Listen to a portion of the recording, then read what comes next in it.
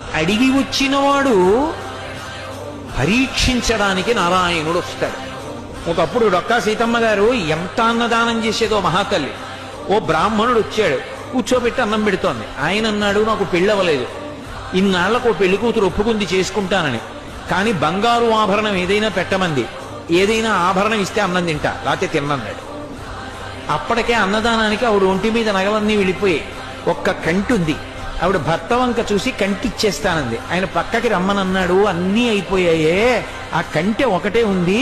ధూర్త బ్రాహ్మణుడు అన్నం పెడితే బంగారం అడుగుతున్నాడు, ఇవ్వకు, తినకపోతే పోతాడన్నాడు. తప్పు. అతిథి విష్ణుస్వరూపం, అభ్యాగతి స్వయం విష్ణు. కాబట్టి ఆయనకి అన్నం పెట్టినప్పుడు బంగారం ఇచ్చేస్తాను. ఏమవుతుంది, పెళ్లి చేసుకుంటాడు, మంచిదేగా. కంటె ఒంటి మీద ఉంటే ఏమవుతుంది, శాశ్వతమా? పుణ్యం శాశ్వతం, ఇస్తానంది, నీ ఇష్టం ఈ అన్నాడు. కంటె తీసి ఇచ్చింది. ఆ కంటె తీసుకెళ్లి అరిటాక్ కింద పెట్టి ఆయన అన్నం తినేశాడు సంతోషంగా. ఉత్తరాపోసనం పట్టాడు, చేయగడుక్కోవడానికి బయటికి వెళ్ళాడు. ఊరంతా కలిపి ఎంత ఉంటుంది ఆ గన్నవరం. కాబట్టి ఆ బంగారు కంటె కనపడింది ఆకెత్తుతుంటే సీతమ్మ గారికి. అయ్యో వెర్రి బ్రాహ్మడు కంటె మరిచిపోయాడని పరిగెత్తుకెళ్ళారు పిలుద్దామని. కనపడలేదు. భర్తని పిలిచి వెతకమన్నారు, ఎక్కడా కనపడలేదు.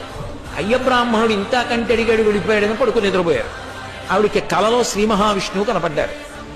సీతమ్మ, ఇంతమందికి అన్నం పెడుతున్నావే, ఒక్కసారి నీ చేతి అన్నం తినాలనిపించి.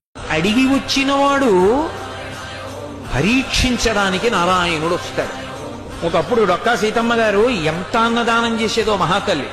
ఓ బ్రాహ్మణుడు వచ్చాడు, కూర్చోబెట్టి అన్నం పెడుతోంది. ఆయన అన్నాడు, నాకు పెళ్ళవలేదు, ఇన్నాళ్లకు పెళ్లి కూతురు ఒప్పుకుంది చేసుకుంటానని, కానీ బంగారు ఆభరణం ఏదైనా పెట్టమంది, ఏదైనా ఆభరణం ఇస్తే అన్నం తింటా, లేకపోతే తిన్నన్నాడు. అప్పటికే అన్నదానానికి ఆవిడ ఒంటి మీద నగలన్నీ వెళ్ళిపోయి ఒక్క కంటి ఉంది. ఆవిడ భర్త వంక చూసి కంటి ఇచ్చేస్తానంది. ఆయన పక్కకి రమ్మనన్నాడు, అన్నీ అయిపోయాయే, ఆ కంటె ఒకటే ఉంది. ధూర్త బ్రాహ్మణుడు అన్నం పెడితే బంగారం అడుగుతున్నాడు, ఇవ్వకు, తినకపోతే పోతాడన్నాడు. తప్పు. అతిథి విష్ణుస్వరూపం, అభ్యాగతి స్వయం విష్ణు. కాబట్టి ఆయనకి అన్నం పెట్టినప్పుడు బంగారం ఇచ్చేస్తాను. ఏమవుతుంది, పెళ్లి చేసుకుంటాడు, మంచిదేగా. కంటె ఒంటి మీద ఉంటే ఏమవుతుంది, శాశ్వతమా? పుణ్యం శాశ్వతం, ఇస్తానంది, నీ ఇష్టం ఈ అన్నాడు. కంటె తీసి ఇచ్చింది. ఆ కంటె తీసుకెళ్లి అరిటాక్ కింద పెట్టి ఆయన అన్నం తినేశాడు సంతోషంగా. ఉత్తరాపోసనం పట్టాడు, చేయగడుక్కోవడానికి బయటికి వెళ్ళాడు. ఊరంతా కలిపి ఎంత ఉంటుంది ఆ గన్నవరం. కాబట్టి ఆ బంగారు కంటె కనపడింది ఆకెత్తుతుంటే సీతమ్మ గారికి. అయ్యో వెర్రి బ్రాహ్మడు కంటె మరిచిపోయాడని పరిగెత్తుకెళ్ళారు పిలుద్దామని. కనపడలేదు. భర్తని పిలిచి వెతకమన్నారు, ఎక్కడా కనపడలేదు. అయ్య బ్రాహ్మణుడు ఇంత కంటె అడిగాడు, వెళ్ళిపోయాడని పడుకుని నిద్రపోయారు. ఆవిడికి కలలో శ్రీ మహావిష్ణువు కనపడ్డారు. సీతమ్మ, ఇంతమందికి అన్నం పెడుతున్నావే, ఒక్కసారి నీ చేతి అన్నం తినాలనిపించి.